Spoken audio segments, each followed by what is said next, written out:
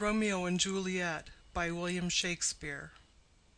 Persons represented: Aeschylus, Prince of Verona; Paris, a young nobleman, kinsman to the prince; Montague and Capulet, heads of two houses at variance with each other; an old man, uncle to Capulet; Romeo, son to Montague; Mercutio, kinsman to the prince and friend to Romeo; Benvolio, nephew to Montague and friend to Romeo; Tybalt, nephew to Lady Capulet; Friar Lawrence, a Franciscan; Friar John, of the same order; Balthazar, servant to Romeo; Samson, servant to Capulet; Gregory, servant to Capulet; Peter, servant to Juliet's nurse; Abraham, servant to Montague; an apothecary; three musicians; a chorus; page to Paris and another page; an officer; Lady Montague, wife to Montague; Lady Capulet, wife to Capulet; Juliet, daughter to Capulet; nurse to Juliet; citizens of Verona; several men and women, relations to both houses; maskers, guards, watchmen, and attendants. Scene, during the greater part of the play, in Verona, once in the fifth act at Mantua. The Prologue. Enter Chorus. Chorus. Two households, both alike in dignity, in fair Verona, where we lay our scene, from ancient grudge break to new mutiny, where civil blood makes civil hands unclean. From forth the fatal loins of these two foes, a pair of star-crossed lovers take their life, whose misadventured piteous overthrows doth with their death bury their parents' strife. The fearful passage of their death-marked love, and the continuance of their parents' rage, which but their children's end naught could remove, is now the 2 hours' traffic of our stage; the which, if you with patient ears attend, what here shall miss, our toil shall strive to mend. Act I, Scene I. A public place. Enter Samson and Gregory, armed with swords and bucklers. Samson. Gregory, on my word, we'll not carry coals. Gregory. No, for then we should be colliers. Samson. I mean, an we be in collar, we'll draw. Gregory. Ay, while you live, draw your neck out of the collar. Samson. I strike quickly, being moved. Gregory. But thou art not quickly moved to strike. Samson. A dog of the house of Montague moves me. Gregory. To move is to stir, and to be valiant is to stand. Therefore, if thou art moved, thou run'st away. Samson. A dog of that house shall move me to stand. I will take the wall of any man or maid of Montague's. Gregory. That shows thee a weak slave, for the weakest goes to the wall. Samson. True, and therefore women, being the weaker vessels, are ever thrust to the wall. Therefore I will push Montague's men from the wall, and thrust his maids to the wall. Gregory. The quarrel is between our masters, and us their men. 'Tis all one, I will show myself a tyrant. When I have fought with the men, I will be cruel with the maids. I will cut off their heads. Gregory. The heads of the maids?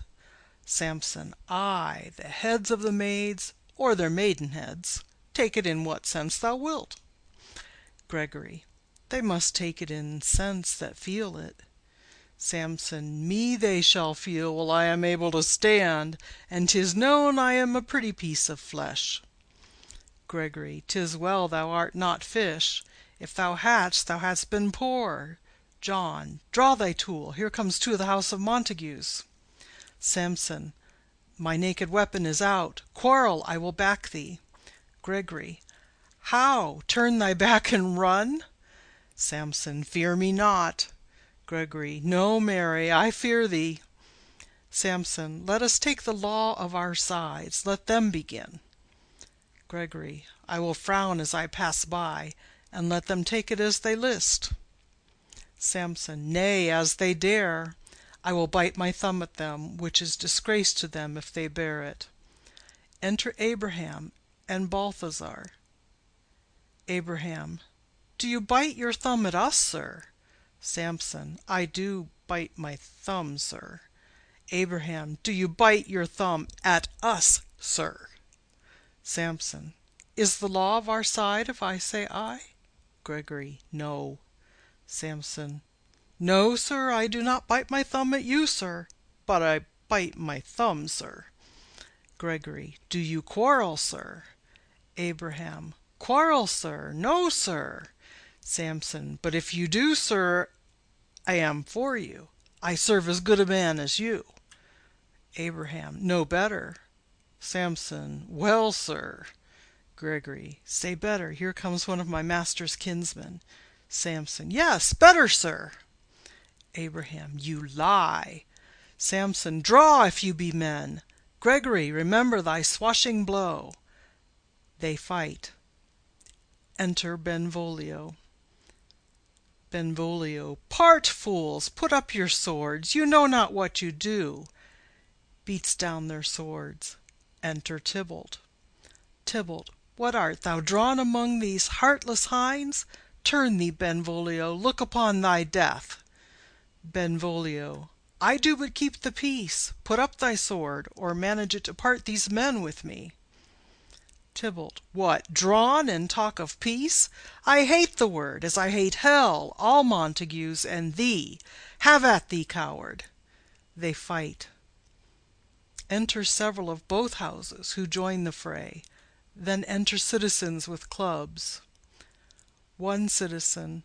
Clubs, bills, and partisans, strike, beat them down. Down with the Capulets, down with the Montagues. Enter Capulet in his gown, and Lady Capulet. Capulet. What noise is this? Give me my long sword. Ho! Lady Capulet. A crotch, a crotch! Why call you for a sword? Capulet. My sword, I say! Old Montague has come, and flourishes his blade in spite of me. Enter Montague and his Lady Montague. Montague. Thou villain Capulet, hold me not, let me go. Lady Montague. Thou shalt not stir one foot to seek a foe. Enter Prince with attendants. Prince. Rebellious subjects, enemies to peace, profaners of this neighbor-stained steel, will they not hear? What ho, you men, you beasts, that quench the fire of your pernicious rage with purple fountains issuing from your veins? On pain of torture from those bloody hands, throw your mistempered weapons to the ground, and hear the sentence of your moved prince. 3 civil brawls, bred of an airy word, by thee, old Capulet, and Montague, have thrice disturbed the quiet of our streets, and made Verona's ancient citizens cast by their grave beseeming ornaments, to wield old partisans, in hands as old, cankered with peace, to part your cankered hate. If ever you disturb our streets again, your lives shall pay the forfeit of the peace. For this time all the rest depart away.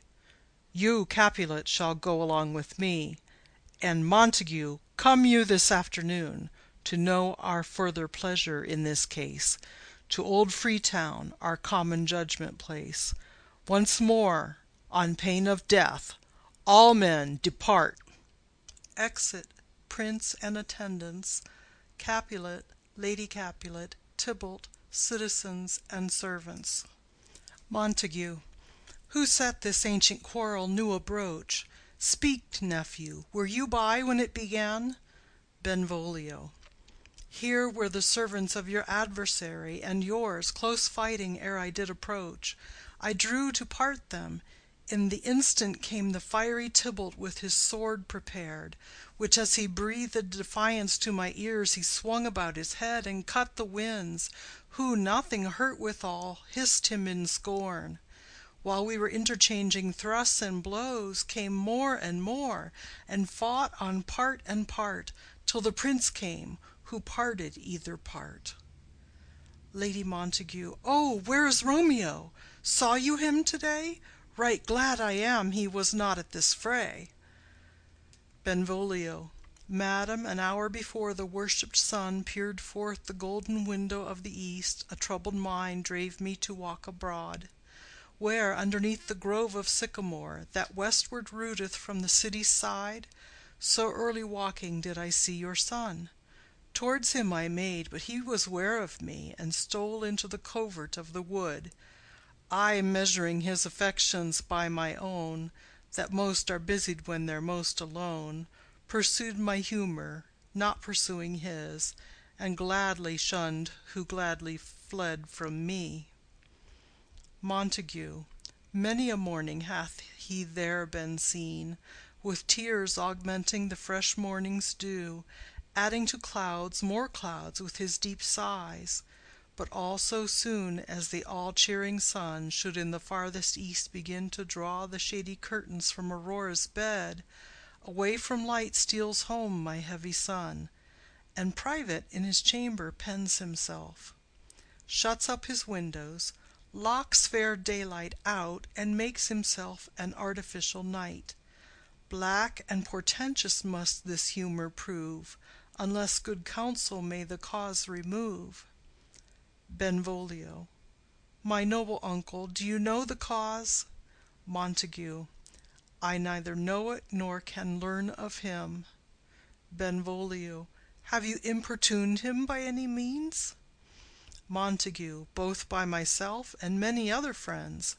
But he, his own affection's counsellor, is to himself, I will not say how true, but to himself so secret and so close, so far from sounding and discovery, as is the bud bit with an envious worm ere he can spread his sweet leaves to the air, or dedicate his beauty to the sun. Could we but learn from whence his sorrows grow, we would as willingly give cure as know. Benvolio. See, here he comes. So please you step aside, I'll know his grievance, or be much denied. Montague. I would thou wert so happy by thy stay to hear true shrift. Come, madam, let's away. Exit Montague and lady. Enter Romeo. Benvolio. Good morrow, cousin. Romeo. Is the day so young? Benvolio. But new struck 9. Romeo. Ay me, sad hours seem long. Was that my father that went hence so fast? Benvolio. It was. What sadness lengthens Romeo's hours? Romeo. Not having that which having makes them short. Benvolio. In love? Romeo. Out. Benvolio. Of love? Romeo. Out of her favour where I am in love. Benvolio. Alas, that love, so gentle in his view, should be so tyrannous and rough in proof. Romeo. Alas, that love, whose view is muffled still, should without eyes see pathways to his will. Where shall we dine? O me! What fray was here? Yet tell me not, for I have heard it all. Here's much to do with hate, but more with love. Why then, O brawling love, O loving hate, O anything of nothing first create, O heavy lightness, serious vanity, misshapen chaos of well-seeming forms, feather of lead, bright smoke, cold fire, sick health, still waking sleep that is not what it is. This love feel I, that feel no love in this. Dost thou not laugh? Benvolio. No cause, I rather weep. Romeo. Good heart, at what? Benvolio. At thy good heart's oppression. Romeo. Why, such is love's transgression. Griefs of mine own lie heavy in my breast, which thou wilt propagate, to have it pressed with more of thine. This love that thou hast shown doth add more grief to too much of mine own.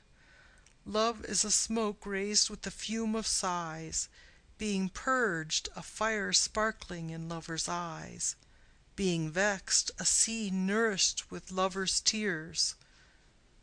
What is it else? A madness most discreet, a choking gall and a preserving sweet. Farewell, my coz. Going. Benvolio. Soft, I will go along, and if you leave me so, you do me wrong. Romeo. Tut! I have lost myself. I am not here. This is not Romeo, he's some other where. Benvolio. Tell me in sadness who is that you love. Romeo. What, shall I groan and tell thee? Benvolio. Groan? Why, no, but sadly tell me who. Romeo. Bid a sick man in sadness make his will.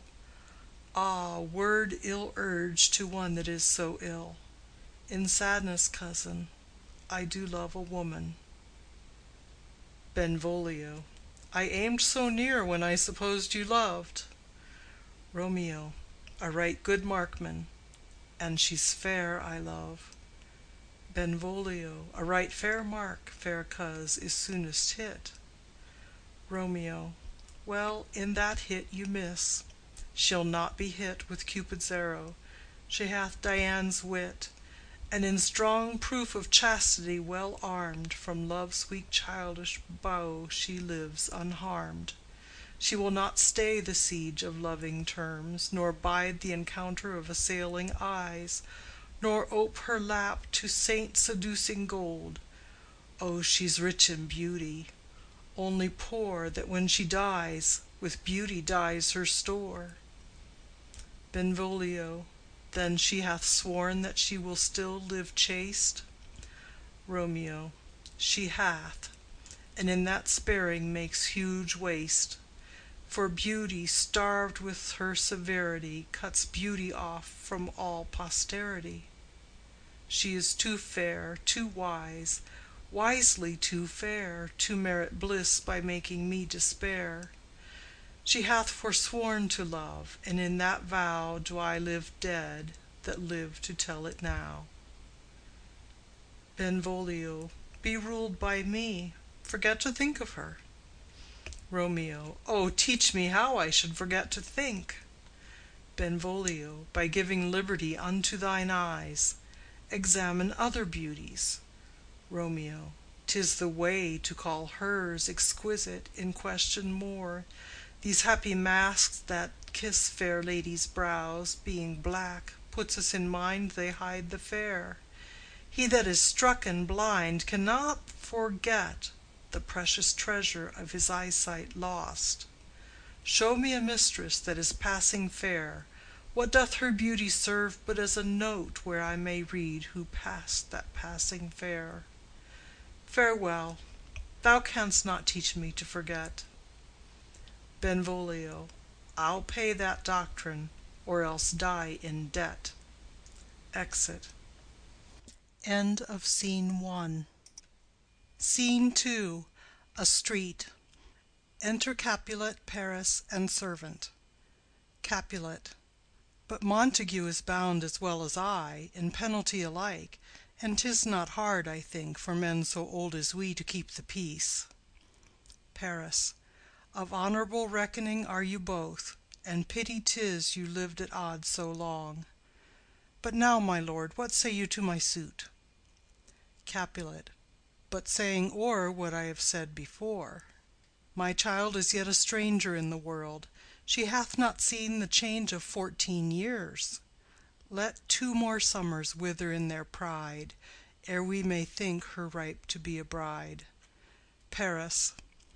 Younger than she our happy mother's maid. Capulet. And too soon marred are those so early made.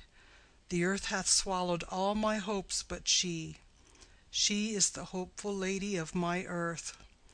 But woo her, gentle Paris, get her heart. My will to her consent is but a part, and she agree, within her scope of choice lies my consent and fair according voice.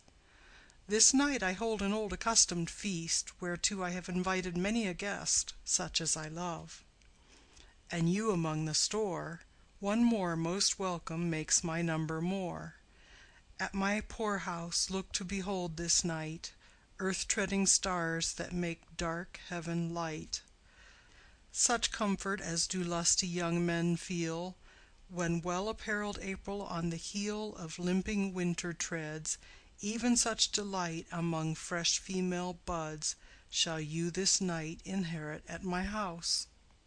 Here all see, and like her most whose merit most shall be, which among view of many, mine being one, may stand in number, though in reckoning none. Come, go with me. Go, sirrah, trudge about through fair Verona, find those persons out whose names are written there, gives a paper, and to them say, my house and welcome on their pleasure stay. Exit Capulet and Paris. Servant. Find them out whose names are written here. It is written that the shoemaker should meddle with his yard, and the tailor with his last, the fisher with his pencil, and the painter with his nets. But I am sent to find those persons whose names are here writ, and can never find what names the writing person hath here writ. I must to the learned, in good time. Enter Benvolio and Romeo. Benvolio. Tut, man, one fire burns out another's burning, one pain is lessened by another's anguish. Turn giddy, and be holp by backward turning. One desperate grief cures with another's languish. Take thou some new infection to thy eye, and the rank poison of the old will die. Romeo. Your plantain leaf is excellent for that. Benvolio. For what, I pray thee? Romeo. For your broken shin. Benvolio. Why, Romeo, art thou mad? Romeo. Not mad, but bound more than a madman is, shut up in prison, kept without my food, whipped and tormented, and Good-den, good fellow. Servant. God gi' good-den. I pray, sir, can you read? Romeo. Ay, mine own fortune in my misery. Servant. Perhaps you have learned it without book, but I pray, can you read anything you see? Romeo. Ay, if I know the letters and the language. Servant. Ye say honestly. Rest you merry. Romeo. Stay, fellow, I can read. Reads.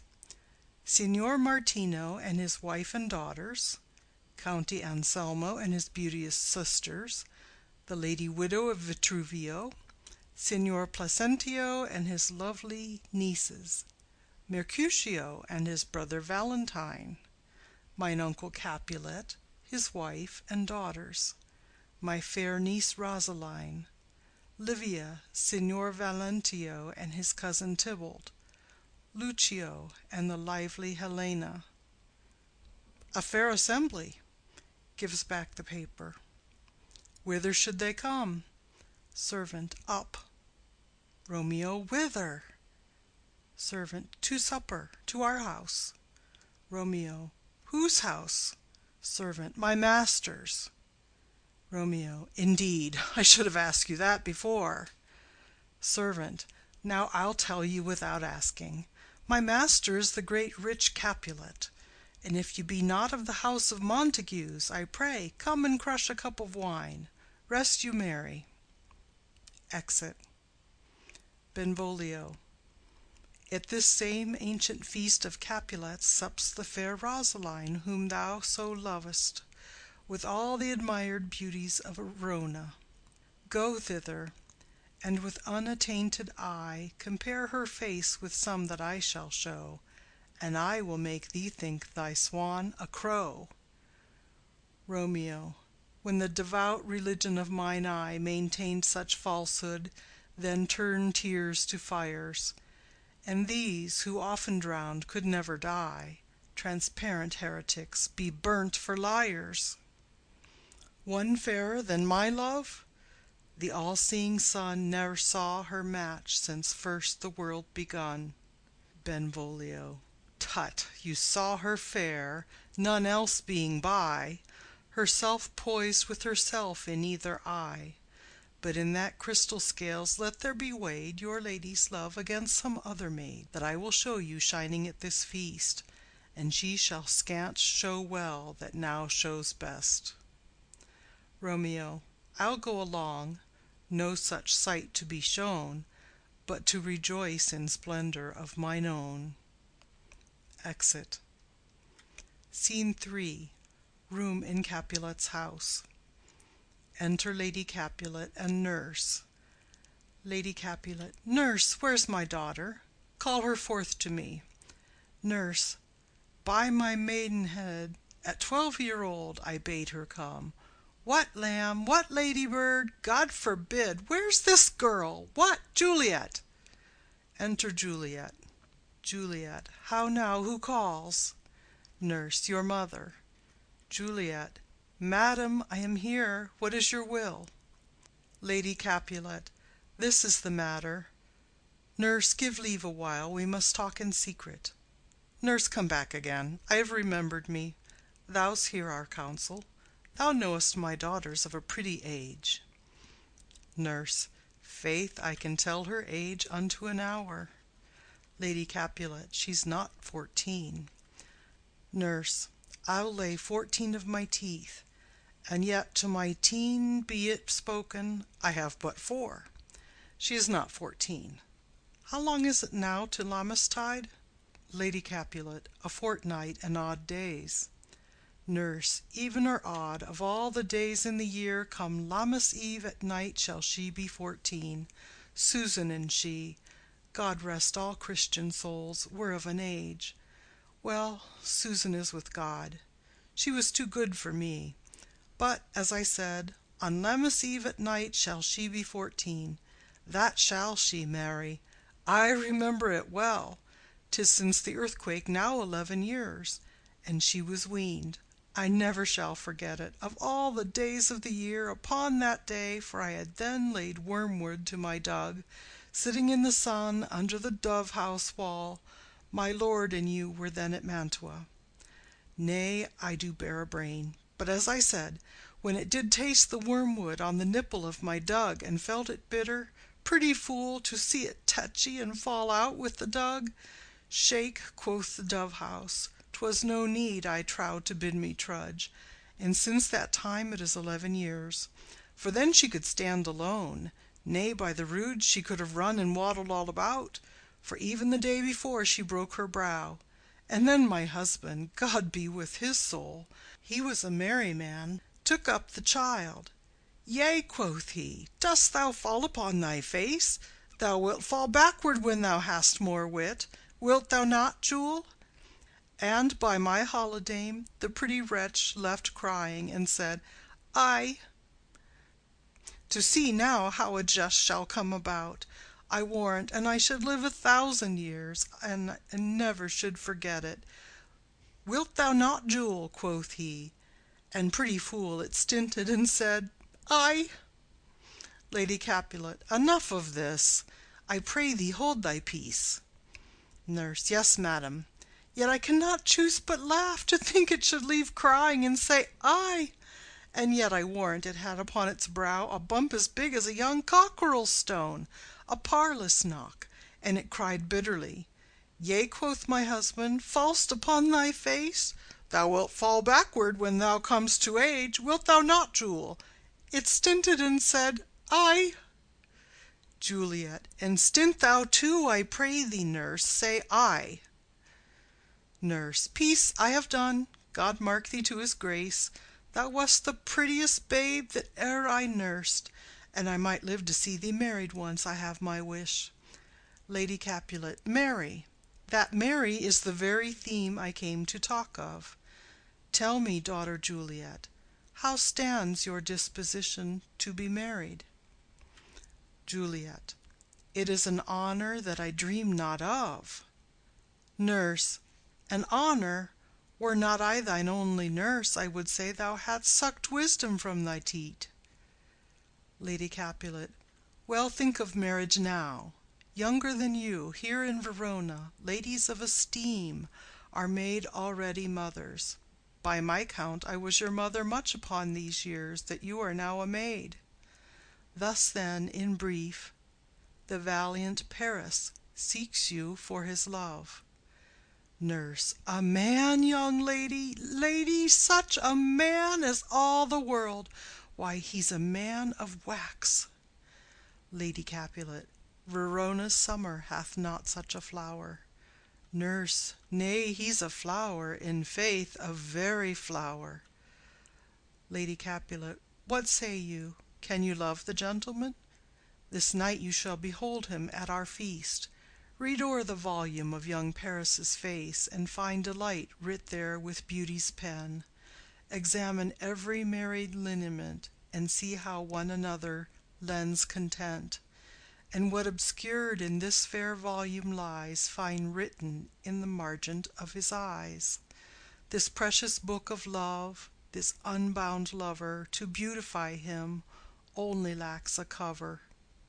The fish lives in the sea, and 'tis much pride for fair without the fair within to hide. That book in many's eyes doth share the glory that in gold clasped locks in the golden story.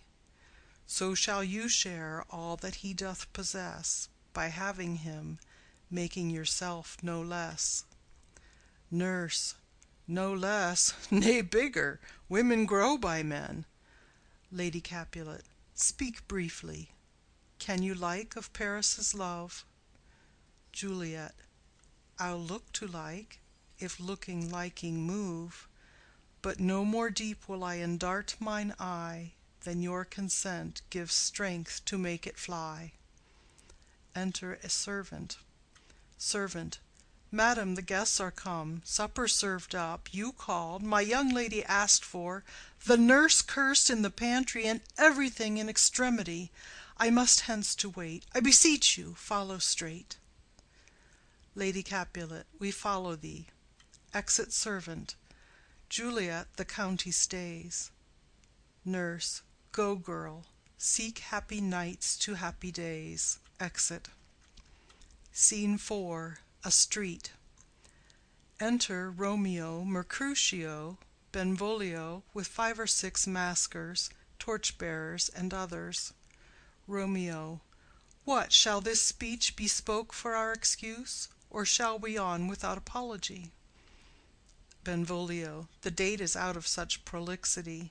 We'll have no Cupid hoodwinked with a scarf, bearing a Tartar's painted bow of lath, scaring the ladies like a crow-keeper, nor no without book prologue, faintly spoke after the prompter, for our entrance. But let them measure us by what they will, and we'll measure them a measure and be gone. Romeo. Give me a torch. I am not for this ambling. Being but heavy, I'll bear the light. Mercutio. Nay, gentle Romeo, we must have you dance. Romeo. Not I, believe me. You have dancing shoes with nimble soles. I have a soul of lead, so stakes me to the ground I cannot move. Mercutio. You are a lover. Borrow Cupid's wings, and soar with them above a common bound. Romeo. I am too sore and pierced with his shaft to soar with his light feathers, and so bound I cannot bound a pitch above dull woe. Under love's heavy burden do I sink. Mercutio. And to sink in it should you burden love, too great oppression for a tender thing. Romeo. Is love a tender thing? It is too rough, too rude, too boisterous, and it pricks like thorn. Mercutio. If love be rough with you, be rough with love. Prick love for pricking, and you beat love down. Give me a case to put my visage in, putting on a mask. A vizard for a vizard. What care I what curious eye doth quote deformities? Here are the beetle brows, shall blush for me. Benvolio, come, knock and enter, and no sooner in but every man betake him to his legs. Romeo, a torch for me. Let wantons light of heart tickle the senseless rushes with their heels. For I am proverbed with the grandsire phase. I'll be a candle holder, and look on. The game was ne'er so fair, and I am done. Mercutio, tut! Done's the mouse, the constable's own word. If thou art done, we'll draw thee from the mire of this, sir, reverence, love, wherein thou stickest up to the ears.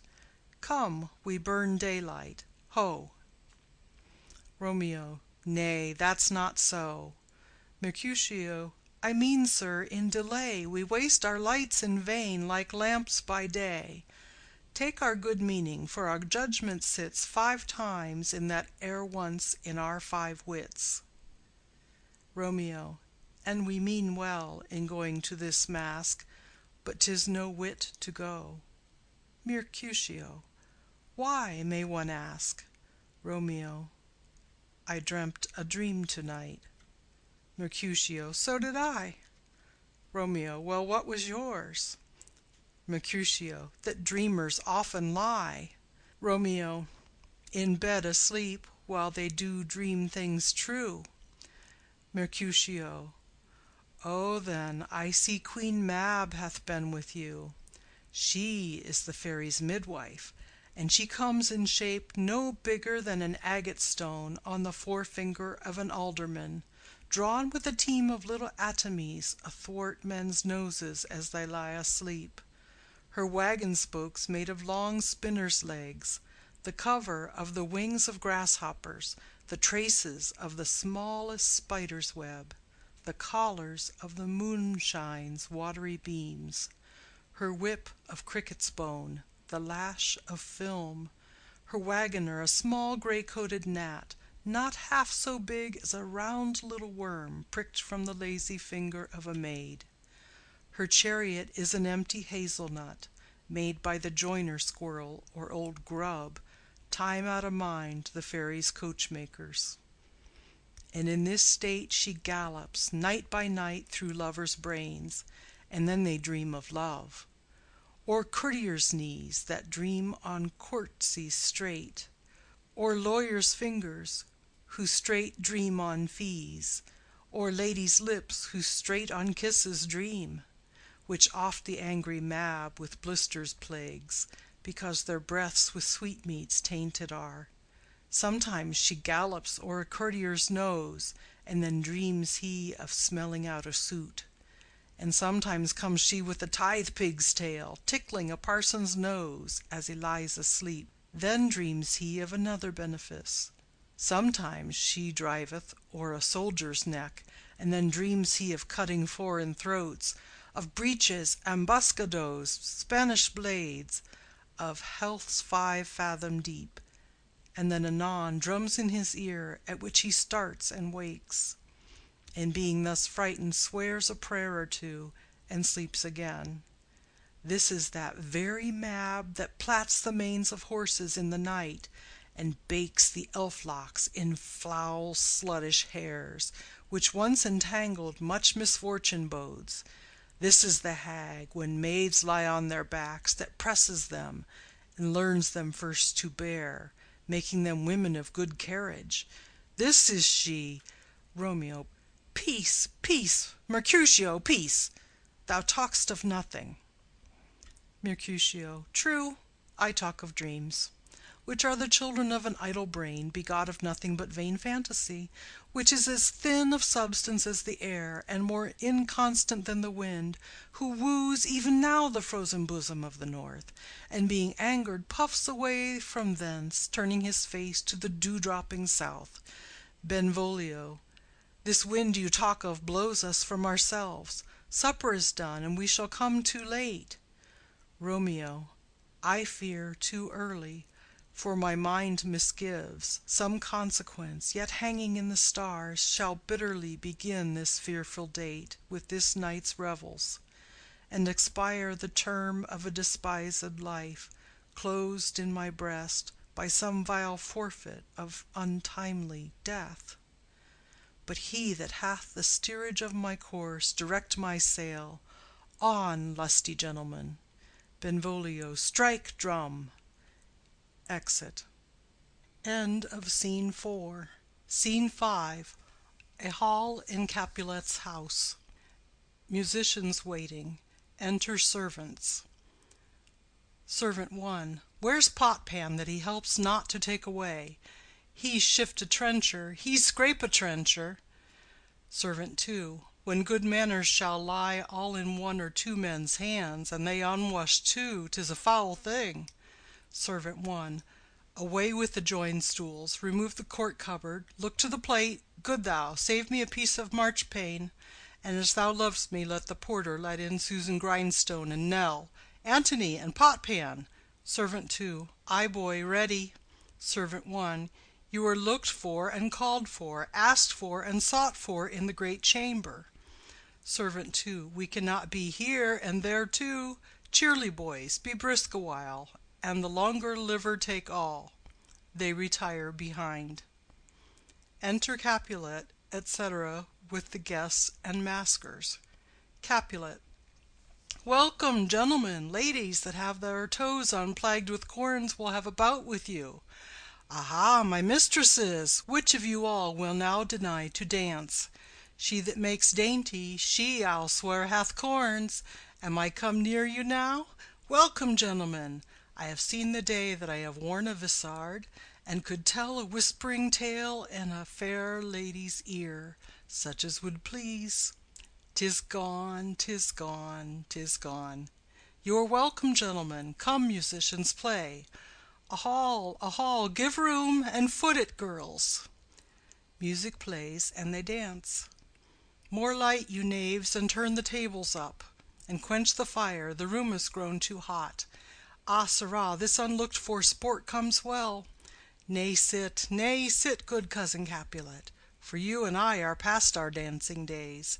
How long is it now since last yourself and I were in a mask? Capulet 2. By your lady 30 years.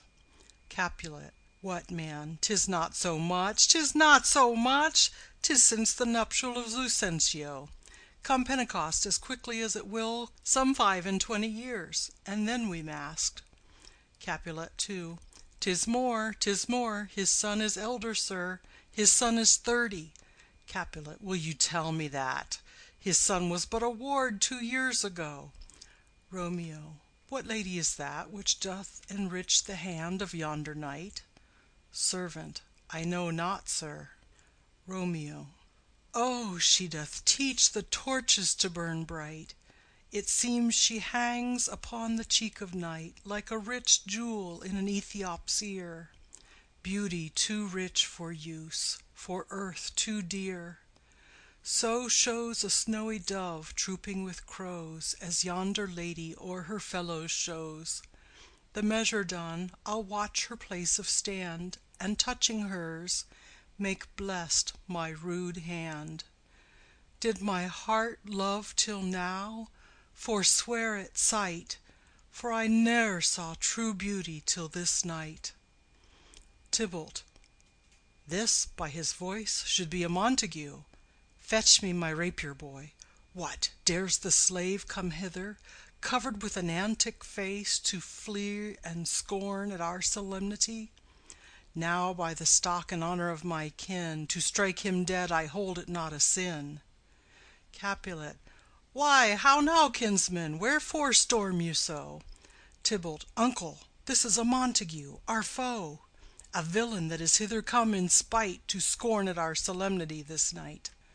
Capulet. Young Romeo, is it? Tybalt. 'Tis he, that villain Romeo. Capulet. Content thee, gentle coz, let him alone. He bears him like a portly gentleman. And to say truth, Verona brags of him to be a virtuous and well-governed youth. I would not for the wealth of all the town here in my house do him disparagement. Therefore be patient, take no note of him, it is my will. The which if thou respect, show a fair presence, and put off these frowns, and ill-beseeming semblage for a feast. Tybalt. It fits when such a villain is a guest. I'll not endure him. Capulet. He shall be endured. What, goodman boy? I say he shall. Go to. Am I the master here, or you? Go to. You'll not endure him. God shall mend my soul. You'll make a mutiny among my guests. You'll set a cock-a-hoop. You'll be the man. Tybalt. Why, uncle, 'tis a shame. Capulet. Go to, go to. You are a saucy boy. Is it so indeed? This trick may chance to scathe you. I know what. You must contrary me. Marry, 'tis time. Well said, my hearts. You are a prince-cox. Go, be quiet, or more light, more light! For shame, I'll make you quiet. What, cheerly, my hearts! Tybalt. Patience perforce with wilful choler meeting makes my flesh tremble in their different greeting. I will withdraw, but this intrusion shall, now seeming sweet, convert to bitter gall. Exit.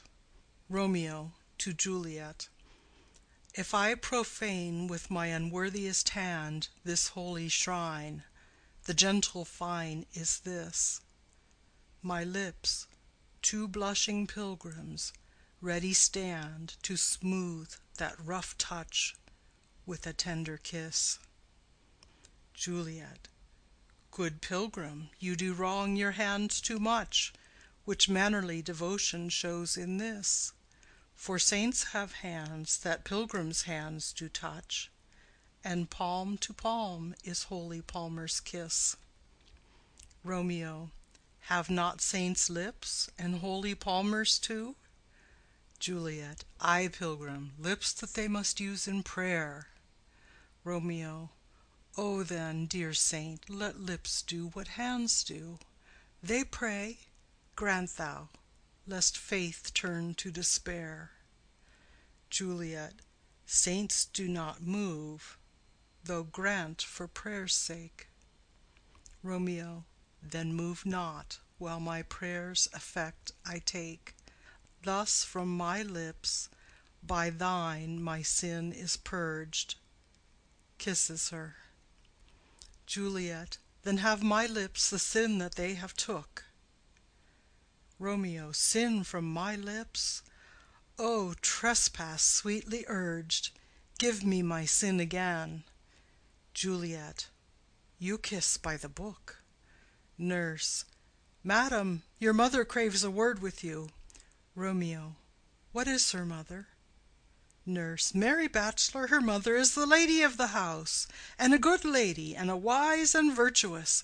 I nursed her daughter that you talked withal.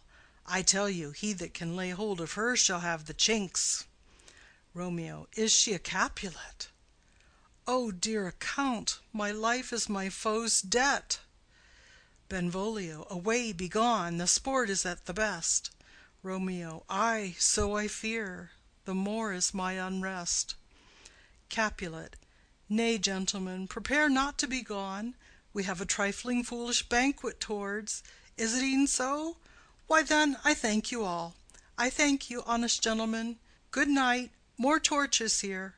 Come on then, let's to bed. Ah, sirrah. To Second Capulet. By my fay, it waxes late. I'll to my rest. Exit all but Juliet and nurse. Juliet.